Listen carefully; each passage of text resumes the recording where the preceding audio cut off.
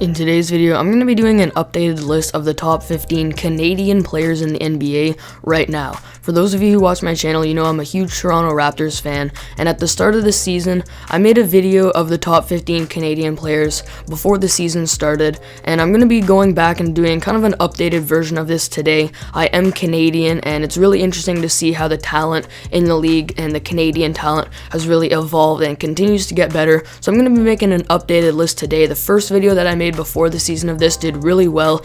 It's actually at 800 views right now and continuing to get some more, and if you haven't already, be sure to check that one out as well to see how the list was at the start of the season compared to this one. So again, I'm going to be going through the top 15 Canadian players in the NBA right now as we're nearing the end of the regular season, and we'll see how this list compares to the one that I made at the start of the season. So before we get started, if you're new here, make sure you subscribe, and let's get started with the video. Before I start with the list, I'm just got a few honorable mentions here who just missed out on the list. I've got Michael Mulder, who was also an honorable mention at the start of the list this season, and he didn't take that step into what some people expected him to be, like a consistent role player, but he's still gotten decent minutes, averaged 5 points per game this season, and I'm going to give him an honorable mention. And then also my boy Mifaiwandu Kabengele. I really just put this guy in the honorable mentions because his name is just so epic, and he's had a decent impact at times this season. He mostly gets just garbage time minutes, but he could develop into something down the road in his career. At number 15 on the list, I've got Trey Lyles. Another season for Lyles of being a low rotation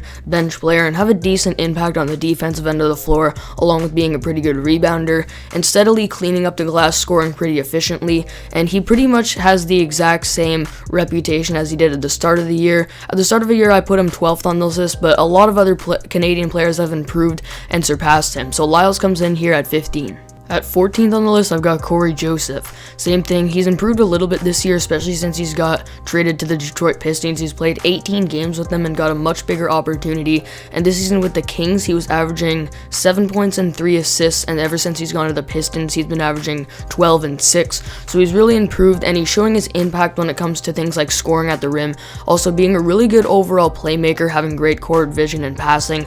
But again, there's a lot of guys on this list that improved a lot this season, so my man Corey Joe has got to stay at 14. At number 13, I've got Dwight Powell.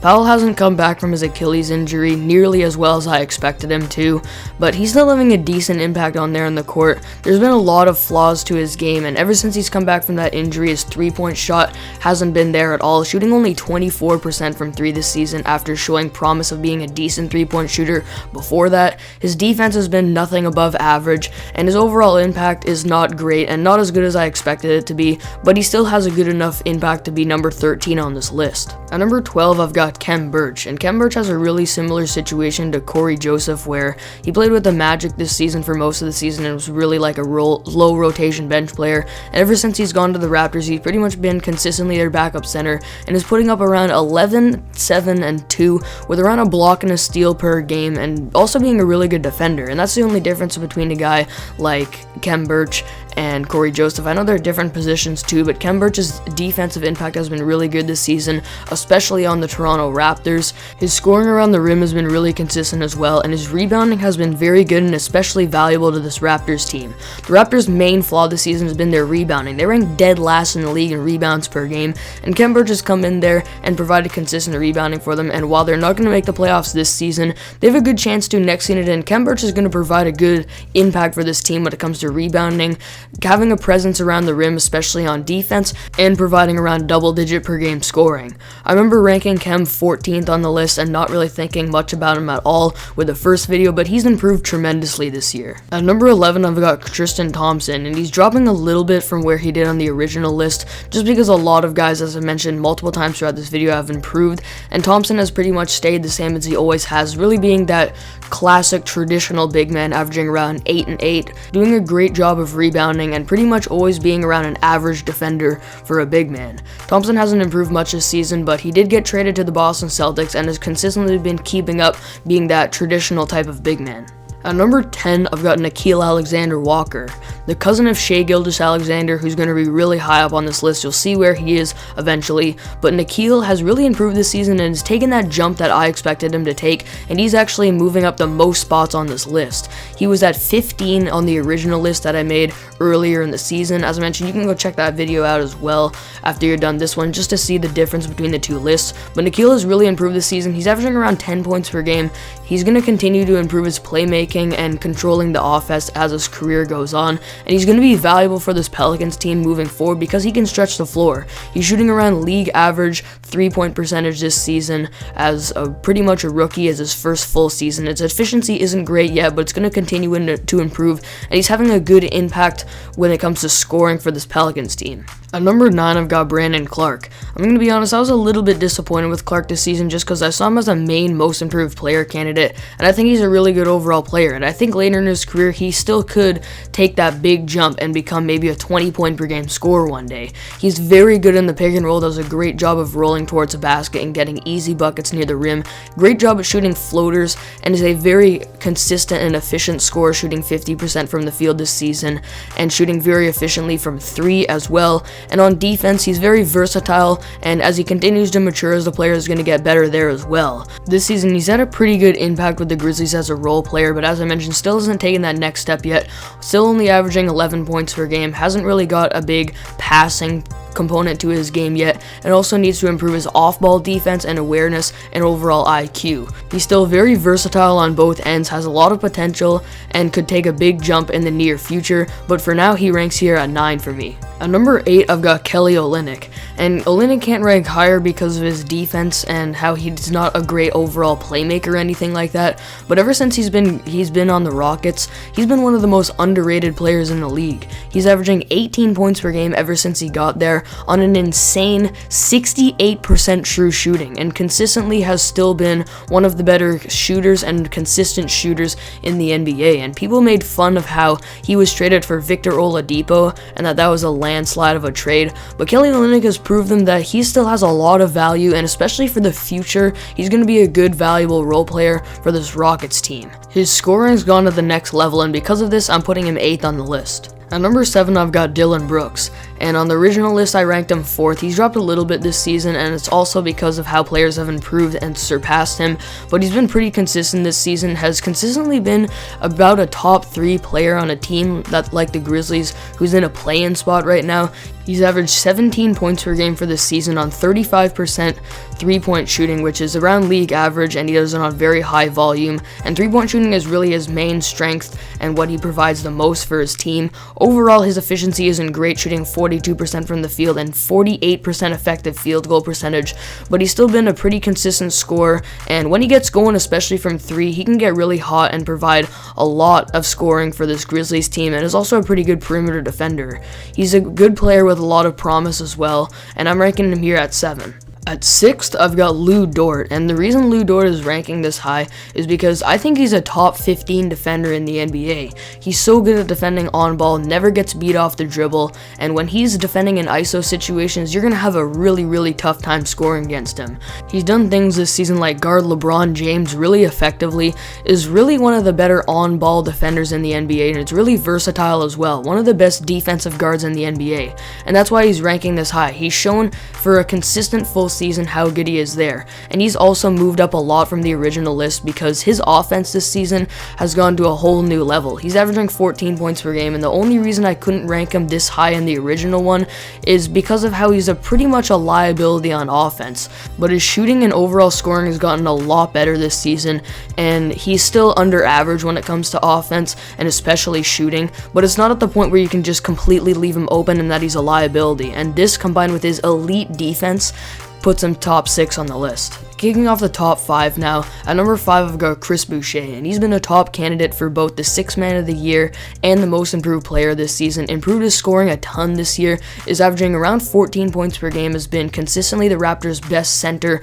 by far, is shooting 52% from the field, 60% effective field goal percentage, which is absolutely insane, especially for a center, and also shooting 63% true shooting. But the most important one here is is how he's shooting almost 39% from 3.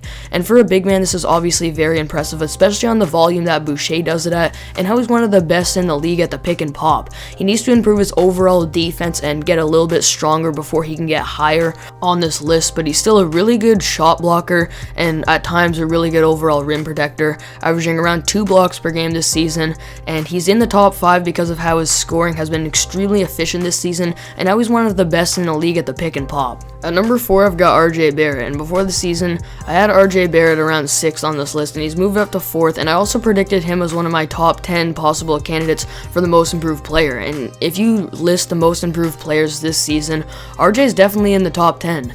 He's averaging around 20 points per game this season, is a great floor spacer for the Knicks team, allows Randall to operate at his best, and has really consistently shot the 3 as well, and he can also score on his own. He does a great job of creating his own shot, is a 3-level scorer, and overall has improved a lot this season. He's also picked up his defensive game a little bit, and overall he's pretty much the second best player on this Knicks team, who's sitting in the 4 seed right now, and that really shows how impactful RJ Barrett has been this season and how much he's improved. And in my opinion, he's ranking 4th on the list because of this. At number 3, I've got Andrew Wiggins. I actually had Wiggins 3rd on the list before the season as well, and he can't move any higher because the top 2 are pretty much unanimous who the top 2 Canadian players in the NBA are right now, but Wiggins has improved a ton this season, and specifically defensively. He's always been pretty much an under-average defender for his entire career, and this year, he literally got talks of being a DPOY candidate at points in this season, and he's not nearly at that level, but he's still a really good overall defender, especially this season. He's shown his versatility and how he doesn't get beat off the dribble often and does a great job of defending on ball. And then when it comes to his offensive game this season, his playmaking's got a lot better. He's shown how he can create his own shot, create lots of space, has great gravity out there on the court as well, no matter what he's doing and where he's trying to score. Does a great job of getting to his spot and is shooting over average field goal percentage and 3-point percentage, around 38% from 3 this season, which I never thought we'd see that from Wiggins. His efficiency and defense has improved a lot this season, but he still ranks 3 on the list because of the top 2. The top 2 are Jamal Murray and Shai Gilgeous-Alexander, and before the season I had Jamal Murray 1 and Shai 2, and now I'm going to have Shai 1 and Jamal Murray 2. Both of them are shooting over 40% from 3 this season, which is absolutely insane for players with their playstyle. They're also very good playmakers, very good passers, with Jamal Murray averaging 5 assists this season and Shai with 6, and also very good scorers. As I mentioned, they're very efficient from 3. They're both shooting almost 50% from the field this season, which again is amazing for players with their playstyle and how they're both guards that create their own shot a lot and take a lot of tough shots, especially from 3 and in the mid-range. And Shai's averaging around 24 points per game this season to Jamal Murray's 21. It's not much of a difference, and you also got to factor in how Shai has a much bigger opportunity with this Thunder team, but ultimately I am going to give a slight edge to Shai just because he's a bit better on the defensive end of the floor. Murray doesn't provide much defensively, but Shai's pretty good. He's very versatile there, has a lot of length, can get a lot of deflections and affect a lot of passes, and he does a pretty good overall job defensively. So ultimately I'm going to rank Jamal Murray 2 and Shai Gilgeous-Alexander 1, and if Jamal Murray was healthy and could play in the playoffs and had another playoff run just like he did last season, I'd probably give him a slight edge over Shai, but unfortunately we do have to use the most recent data that we have, and in my opinion that means that Shai Gilgeous-Alexander is slightly better. But both of these guys are truly amazing players that really represent their country well, shows Canada that we have tons of talent in the NBA, especially with these 2 studs right here, and watching them play is absolutely incredible and very fun to watch. As a Canadian, it makes me proud to see Jamal Murray and Shai Gilgeous-Alexander do the stuff that they do on the court. They're very amazing players, and they're going to continue to improve as the years go by. They're still very young, have lots of room for improvement, and I could potentially see a guy like Shai Gilgeous-Alexander as a top 10 player in the future. Both of them are amazing players. Ultimately, I'm going to put Shai 1 and Jamal Murray 2. So there you have it. That is the end of today's video. I wanted to make this video again just to see how it compares to the one from the start of the season, and you guys can check that out as well to see how it compares. But that video did really well, so I'm hoping this one does as well, and it was really fun to make. As I mentioned, I really like making these Canadian player videos just because I'm from Canada. I find that unique for people that follow the NBA as much as I do, so I like making these videos, and I think it might be a consistent theme on the channel to do this video every once in a while to see where Canadian players are stacking up against each other right now. So this video is very fun to make. Comment down below your thoughts on it, what you would change about the list, what you agree with, what you disagree with. Feel free to also comment down your own list of Canadian players right now. If you're new, be sure to subscribe so you don't miss out on any new videos, and I'll see you all next video.